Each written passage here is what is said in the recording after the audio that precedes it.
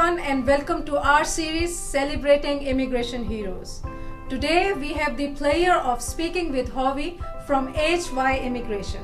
Howie moved from China to New Zealand in 2002.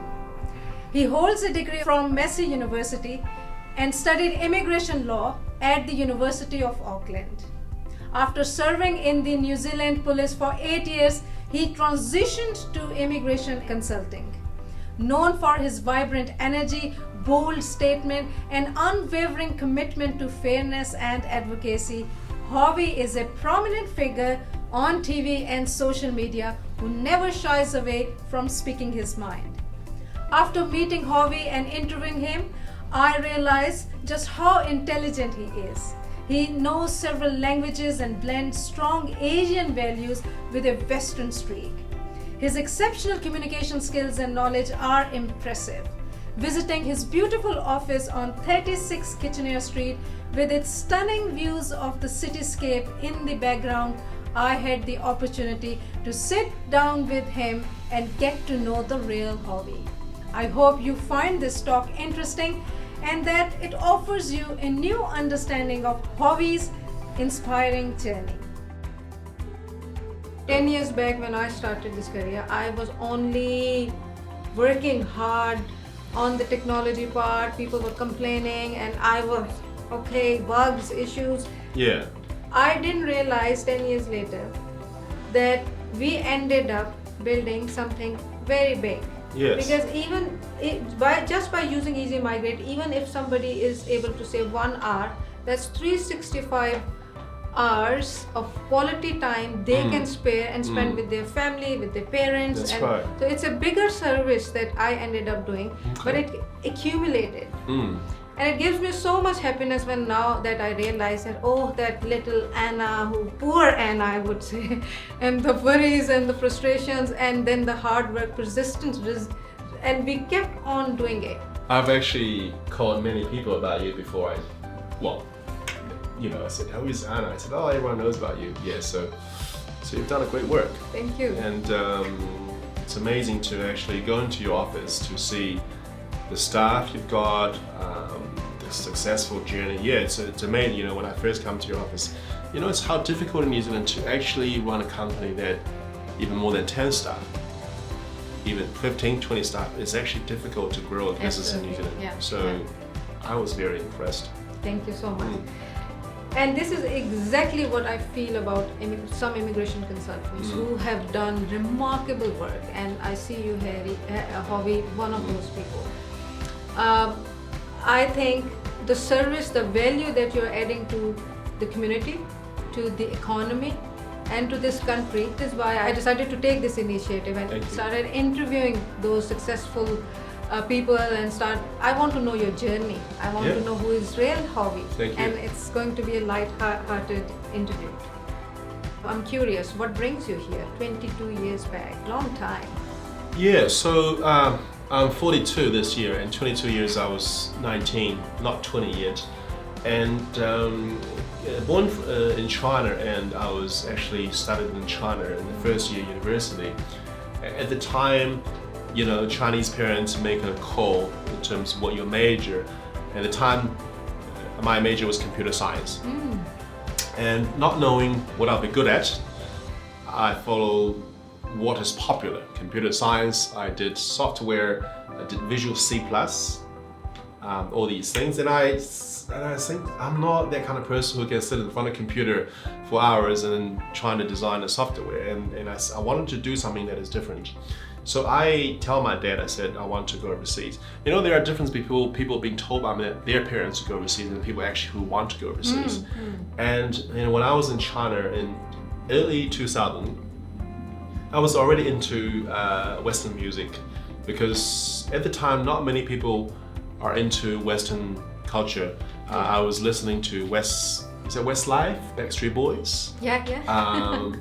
Those kind of music. Boyzones. Yeah, it was very unpopular in China. Yeah. I don't know about other countries. Yeah. So, and I was sort of in charge of the music in my university in China, and I started playing this music, and all the students in China was like, oh, what is that? And from that moment, I already know that I wanting to pursue a different journey. So I tell my parents I was lucky that my dad had some money, and I saw myself, if I stayed in China, I'll be a spoiled little boy and end up spending money every week and not knowing where I'm going. So yeah, so we made a joint decision. My dad sent me overseas, and I love English and sports, and then yeah. So you always had a Western streak in you. That's what I say. You have it. You're Asian. There's one self. Obviously, you're born there. It's I don't know. Maybe it's a genetic. When I was young, I was 10 years old, and I asked my mom, because most of the people in China, they do business. They have a big belly. They go out and wear glasses. They have a big belly. And my dad at the time too. He was 40 something. I said to my mom, when I'm into my 40s, would I have a big belly? And she said, no, you don't have to, but because the way I see it in China is basically 90%. So I want to go overseas, and I see the movies, and I want to make a decision for myself, not be able to drinking every day with business people. So yeah, the seed was already planted, and I was able to, lucky enough to be in a city in China, this major city in Nanjing near Shanghai. So I was able to see foreigners, their life. So I was quite lucky to be able to see the difference. So you came here as a student, and then you completed your studies, and then you joined New Zealand Police. Not that smooth, because the New Zealand Police are not going to say, hey, Howie, you want to. But I was quite lucky, and I still think everything is determined, and the God has His own plan. I now looking into this. Like all the international students, my client asked me, say, Howie, after I graduated from business degree, how do I find a job? I can tell him it was exactly the same 20 years ago. You graduate from a university, business degree, you have no jobs, right? You're going to start from working in a Chinese restaurant as kitchen hand. You work in a Chinese karaoke bar as a waiter. I work in a gas station, fill out the gas bottles. I work for Countdown, I work for New World, I work for Sky City, parking the cars. Yeah. I work for marketing people on the street. When you go on Queen Street, you see these people to ask you to make donation for Save the Children, charity. I've done all that. Then I was end up working in Sky City. Then I'm coming back to the guard, and then I was meeting one of the Asian district liaison officer of the police and police inspector in the swimming pool. They were training the police department in Newmarket. Yeah, I went there and they said, join the police. We don't have Asian police officers in 2000. And I said, really? I said, I have no visa. I only have a post-study work visa. I said, don't you worry about that. We'll sort you out. I was like, it's for real. So I called my dad and I said, you can try. But Chinese is superstitious. I believe I was going to be a businessman, and I always wanted to follow my dad's journey. I didn't want to be an army or the police, but then, and then I remember when I was very young, and then some monk in China said, "You'll be a soldier or something type," and then my dad said, there's no war in China. How can you be a soldier? It's been peaceful for many years until now. But then I ended up going to a journey and had a couple of high-up police officers helping out going through the recruitment process. And I still didn't have residence. You can't join the police if you don't have residence. I see. And then I ended up spending the first year in the custody officer. New Zealand didn't have custody officer before. I see. In 2005, they created a new concept for this new role called custody officer, looking after temporary prisoners. And that role does not need a residence visa. Yeah. So you're not a fully sworn police officer, but you are a temporary sworn police officer during the time looking after prisoners. Yeah. So I got into that. That doesn't require a residence visa. And I was one of the first custody officers looking after prisoners. And then I did that for a year, under the ground. Every day you don't see sunlight. And I got residence, and I joined the police. But obviously I had a partner at the time as well. So but yeah, it wasn't that, it just graduated and joined the police. But of course, 8 years you have served New Zealand Police. Yeah. You must have learned some valuable lessons. Yeah. And are you able to share anything that you have learned in those 8 years? Well, there's a lot of things that I can talk. I can close my eyes and I can think about major incidents, homicide, but I guess the main thing for a migrant point of view for today's talk, it's about understanding Aotearoa. You know, you would walking on the street and then people would still see you as a migrant. Yeah. But I can confidently tell you, if I'm going on the street, I can talk to anyone, Bali Pacific, Tongan, Samoan, I can speak the language. Yes. You know, if you got a beggar on the street, the beggar say, oh, can you have $2? You know, I'll be able to respond to them in their language. Yeah. You know, be like, yeah, you know, you're talking in the Māori accent. You'd be looking into a Samoan guy. He said, "Hi Uzu, how you doing?" You know, you're talking about you know the goat teeth in Tongan. You talk about Tongan nightclub. They know already, right? Then you talk about Asian people. You understand Aotearoa deeply in every corner. It's different from you work in a bank, you only see the nice part of the people. But you see people that are beggar, people that are criminal, you arrest people that are rich, people in Ponsonby, they're lawyers, their family breaking, they're rich, but they're doing drugs. So you see different part of society and you'll be able to be a competent immigration advisor because you know every corner of the society here, and you're able to competent and confident talking to the news that I went last week. So, and I believe you can also judge people, the way you look at people and analyze them. It's now your perspective must be different. Oh, it is different. The main thing that I learned from that 8 years is that how you talk to people. You know, your client, your staff, Immigration New Zealand. Sometimes I call Immigration New Zealand, I make friends out of it. They're not allowed to make friends with me, but they end up do make friends with me. They said, Howie, I just like talking to you. And some of them become immigration managers already.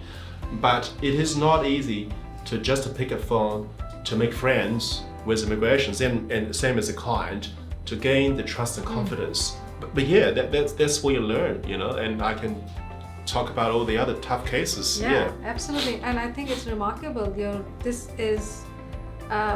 I was always curious, your background in police. Wow, how he looks at people. Oh, I know this person is more like a criminal. Coming from this background, good guy, bad guy. There's so many ways you can look and analyze somebody. Yeah. And it's something which we can't do, our ordinary people can't do, because the way we look at our environment and surroundings is different. Very interesting. It is, and then particularly the last couple of years, I was sort of looking after the Asian division of the police, more focused on the victims, Asian government, Asian business people. So that helped me to have the connections in that department as well. You know, talking about Indian, Sri Lanka, Chinese, Vietnamese, so that actually helped me to understand my own culture as well. So I'll be often going to event, going to universities. I've been to, I think it's Messi University, all these schools to talk about crime and safety. Yeah, just give me a lot of the knowledge, I guess, and the capability. Absolutely. You were just telling me before the interview you want to go back to university. I don't think you need it. I think you have read so many stories, so many lives, so much experience you have. So you don't need it. I think university should give you a degree just like that. Just don't worry. I still enjoy the peace in university. Yeah. I enjoy being in the library by myself and just being able to do that. And I see myself to go back maybe when I made enough money. But yeah, I still want to go. Maybe not immigration, not business, but science or other things. Yeah. So what influenced you to leave New Zealand police and then join immigration industry? To be honest, there are a number of reasons, and thinking about now, because people don't usually make mature decisions at the time. Now I think the reason was a number of factors. One, I think that people should do different jobs in their life. I mean, some people do one job for 40 years, but the way I see my life is that life is short. There's only 70 years, 80 years, and you want to do as much as you can. It seems like you travel around the world. So I just don't want to be doing one job the rest of my life. Two, negative emotions, negative energies. You see people being robbed, you see people drinking and driving, you pull people out of the crash car. You're full of negative energy, and over time the negative energy built in your body is not healthy as well. Three, shift work. Have a young family and child, shift work doesn't help. Shift work is destroying people's health. Yeah. If you're 20 years old, it's fine, but if you're in the 30s, it's no longer healthy. Money is also another factor. You want to raise your family, you have more than one child, it's just not enough. Finally, one of the major reasons it was I had an accident to my neck when I was driving, and it was just an accident. I wasn't catching criminal, I was just in the car and then organizing an event, and then table half the size slit hit my neck, and I couldn't wear the body armor. But the police also don't treat me the way I think they should treat me. I'm just a number. It's a big corporate, and I'm just a number. And I want to do something that I can make a difference myself. I don't want to report to a manager that is incompetent. So hopefully that answers your question. Yeah. And I want to pursue something that I can make a difference myself, and being able to do that. Yeah.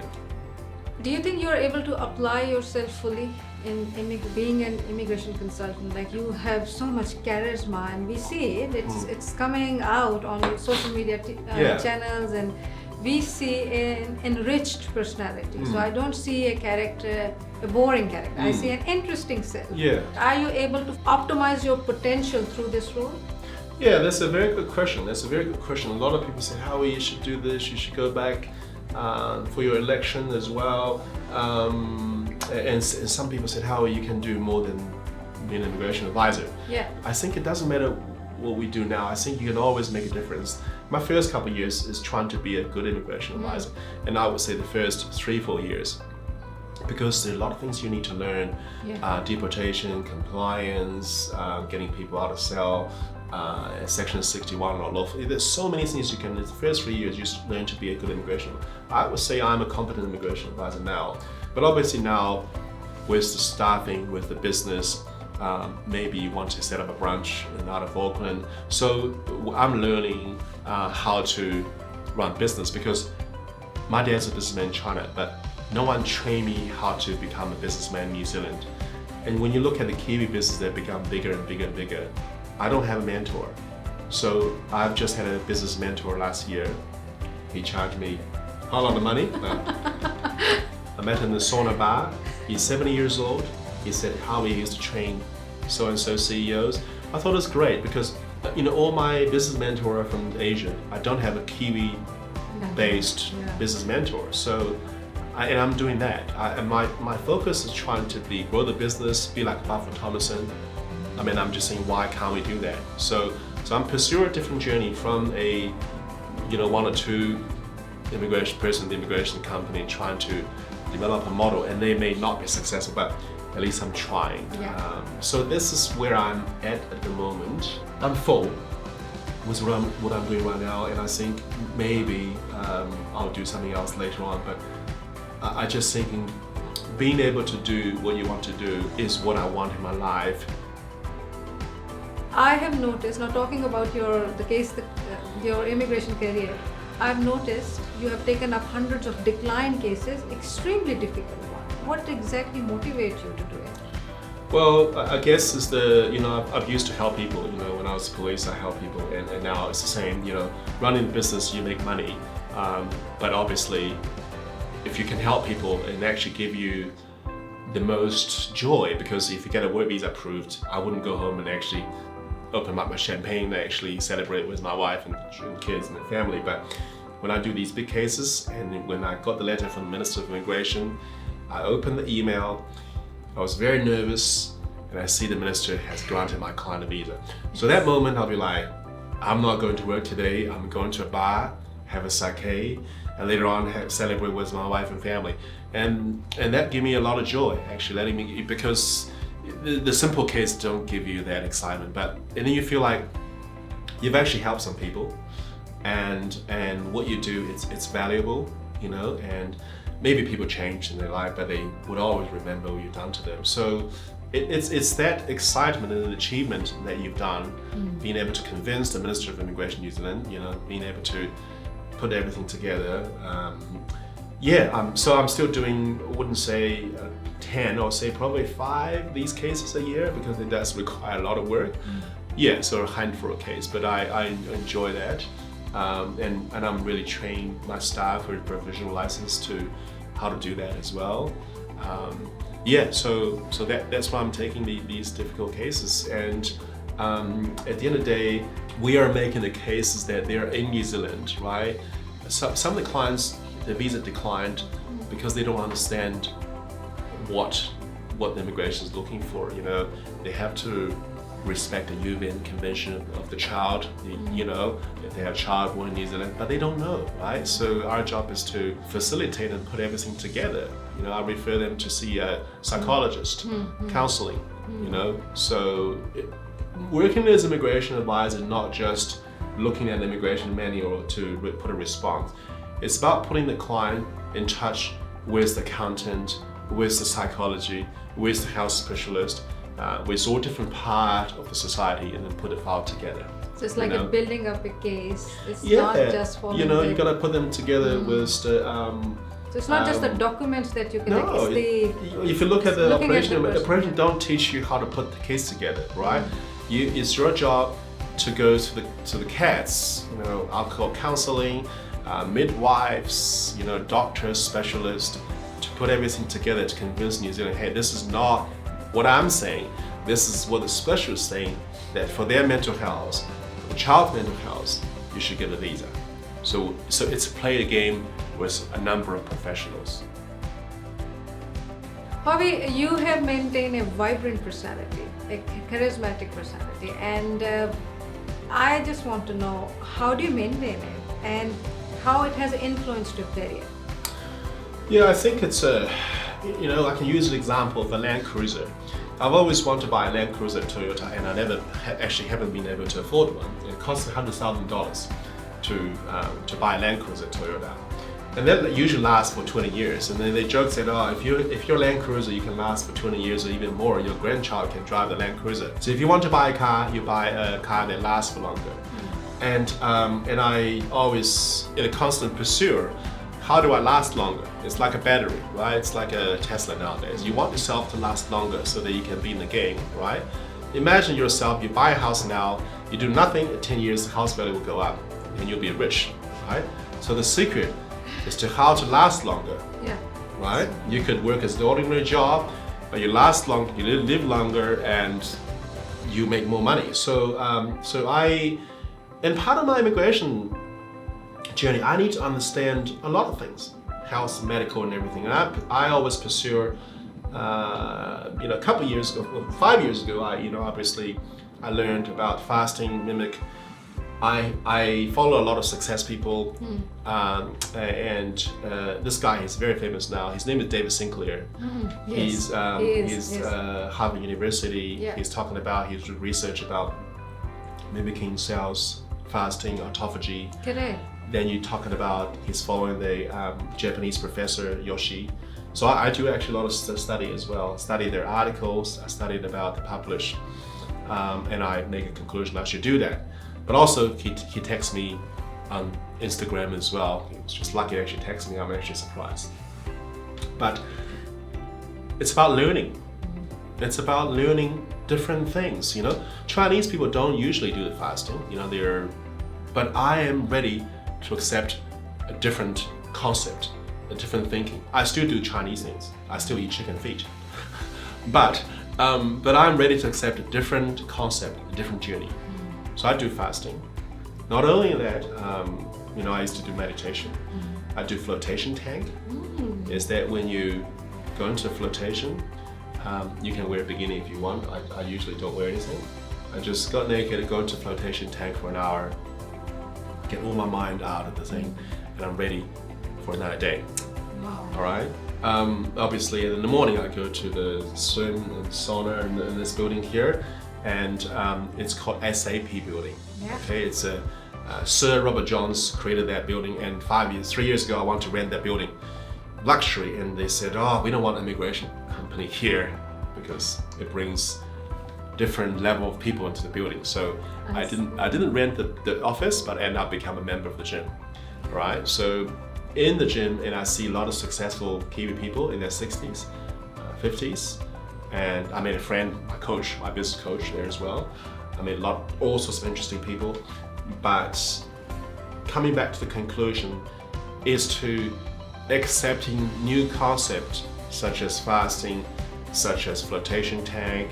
I'm doing research about which we called tree bathing, forest bathing, right? So you go into the trees, then you're able to get the energy from the trees, which we called negative ions, and you basically get these positive side from the trees and nature. So I have a lot of plants here in my office as well, because in this building there's no nature. Then I'm researching about quantum mechanics, about everything works together for its purpose. So how has this helped you in your career? Quite a lot. I mean, for example, one of the things for people to stay longer in business is themselves, is their personal stress. And imagine if a director of a company going through stress, and they wouldn't last very long. I had a very stressful year when I renewed my license. They want this and that, stress. But being able to adjust yourself to adopt the stress level, some of the staff couldn't stay longer. They said, Howie, I can't stay longer in the immigration business because I can't handle the stress. That's why a lot of people resign from the immigration job, because when you see a client decline, they're sad. You're sad as well. People don't last long.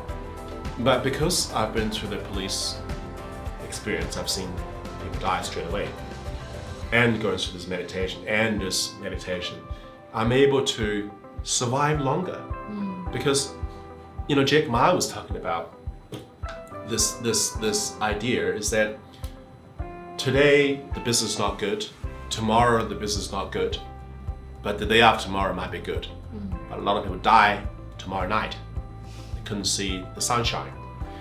The same as the immigration business. If you last longer, you're able to see the wave. Immigration is like any business, it's going through wave. That's why the quantum physicists talk about the wave, right? This year is the bottom of the wave. The next year might be a wave coming, or the year after next year. But you have to survive longer to wait for the wave to come to you. You can make money. So the secret is to survive and wait for that opportunity to come. Or this year, I'm creating my own wave. Okay, so there's a big wave of the society globally. You wait for that opportunity. But what you can do is create a small wave that will last you a little bit, give you some money, some food, you can survive. One interesting thing about you is you have assimilated in New Zealand culture so well. What advice you would like to give to other immigrants, especially coming from Asian culture? What change they should bring into their daily routine or daily lives to assimilate well into this beautiful country?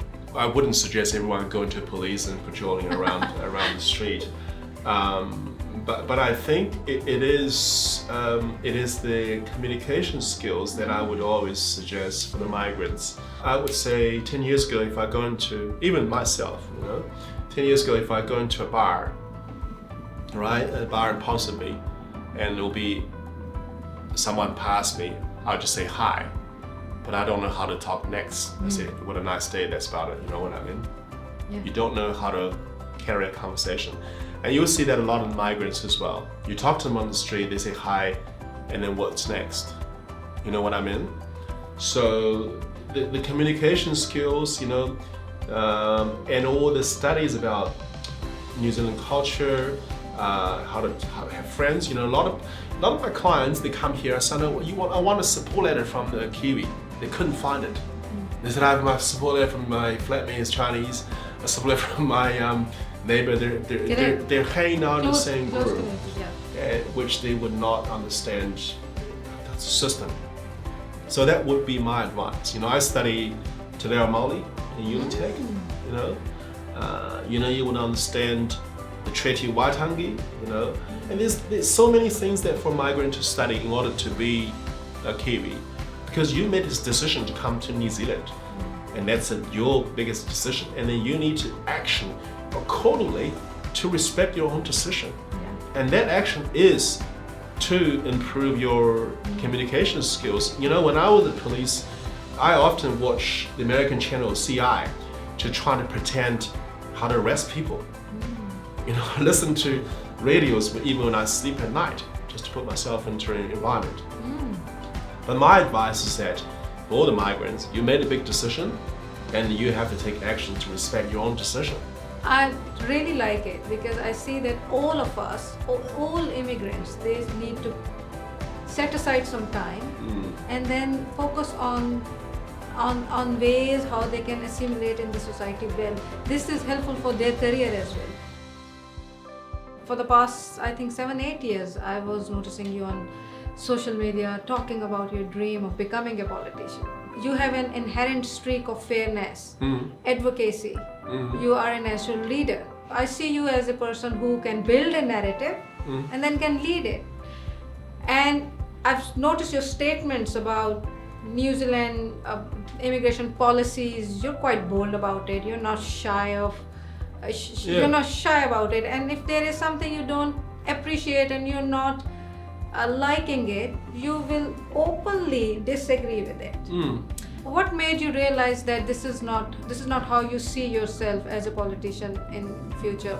I'm not saying no as a full stop. You know what I mean? I think everything is open on the table, but I think coming to that thinking process, I have seen what people have gone through and their advice and their statement, and compare whether or not I should be able to do that. Because by speaking to them, understanding the life, understanding what is a politician doing, because if you don't know the job, you say, I want to be like that, but you don't know the job description of that, how much work is involved. But now I understand the stress level, how much work is involved, and compared to my current circumstance with a young family, and there's other things that we think about. I just think that there's only limited things you can do in your life, because the more you study the universe, the life, you understand how short your life is, and you understand, you appreciate that you should spend more time with your family, because the more you understand the world and universe, the more you understand we're just a small, tiny thing in the world. There was one successful politician who says to me, before you die, you will never thinking about your politics, your career. You will thinking about your family, your child, your loved ones, and whether or not you spend enough time with them. So I was lucky enough to being able to talk to a lot of people who has been through the politician journey, and I've seen them as well. But like I said, it's a reassess of your life, and now understanding what for me is to give no regret to myself and my family and child is what I'm needing. And is there any internal politics that has also influenced and made you reassess and think about this whole political career? Yes. I would use that example.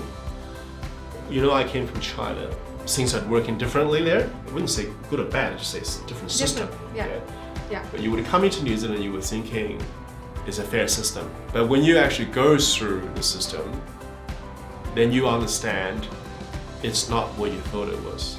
Okay? And it's different level, it's different game, but it's different process. But it's not fair. Right? It's not fair. So it comes down to how much you would put yourself to the game, because it'll come back to you too. So yes, you can continue. I can continue. But the question is it worth it? The decision that I made is that to choose what I would see myself the most important things in my life. You have been talking about the political career and who you want to be, and then you were brave enough to express this change of mind on social media.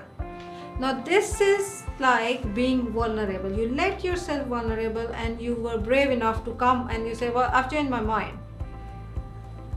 Have you not thought how other people are going to perceive you and judge you? You have to be very careful about what you said, and even making a statement on Facebook. And nowadays, people are watching you, and obviously, not everyone's gonna like you. Yeah. Not everyone's like Correct. you. And you learned that you don't actually need to make everyone like you. Okay. And for business, it's the same. I've got people texting me actually every day. They said, "I don't like you." That's from Chinese, and every day. And you come into the conclusion you don't need to please everyone. You delete the comments sometimes. I would say to myself, in order to run a business, for example, New Zealand First, you don't need to get the majority to vote for you. You just need a proportion of the population to agree with you. Correct. Then you become prime minister. Yeah. So I was thinking, well, if Winston Peters can be a prime minister, and he only have very small proportion of people voting for him, why would I worry about that? I don't need to win the majority. As a business, I need only a certain percent of people agree with me, and my business will survive. Yeah. So that's the consequence. Yes, I will angry some people, but at least I let myself out. What I was thinking, I was able to say to myself, and that's exactly why I choose to come to New Zealand, is the ability to speak up. And that's what I'm doing. And at the end of the day, like I said, you only need a small proportion of people to follow your business-wise. Yeah. I love your confidence, I have to say. I Yeah? love it. Yeah. Because I thought, this is brave, this is amazing, and I know how you are. You're not shy. You're not a camera shy person. You're not shy about people knowing you and what you're thinking. But then I thought, he's a human being, and we all have the moments of vulnerabilities when we say, should I? What other people would be thinking? And then still he did it, and that is awesome. It's that 8 years in the police, you've been constantly being abused. People would say, where you come from, why are you coming here to arrest me? You have no experience. So you've been constantly used for the negative. I see. And when people commented about Facebook, you have the ability to shut them down. Because, not immune, but yes, you're partially, you had the vaccine. You have the vaccine to have some protection. Correct. But you still have stress. You can handle it. But when you do have, then that's when your flotation tanks come around. I noticed on social media you were part of that breast cancer charity event, and I think you guys raised about $10,000. Yes. That's amazing. And what inspired you to be part of it? I've had friends who had breast cancer, a couple of women that I respected, both had breast cancer. And I am always learning things about health, science, and everything. And I think that the technology is very important to help with us, because every day, like I said, we're in the office, we have no trees. Back in the days, there are two reasons. We receive energy from the nature, and nature protect us. But we cut all the trees, so nature no longer protect us. More people have cancer, or because of all sorts of reasons. But the reason why we should support this is that because I previously support election campaign for politicians, $5,000, $10,000. But I was thinking it's more meaningful to actually support the breast cancer. And if I can support election campaign, why can't we just do that? It's more meaningful. And nowadays, and they actually, when I call people, they actually volunteer, they wanted to do that. So it's not me doing it, it's that whenever I call, people actually wanted to do that. So that was a good, and we are contributing, Well done to you.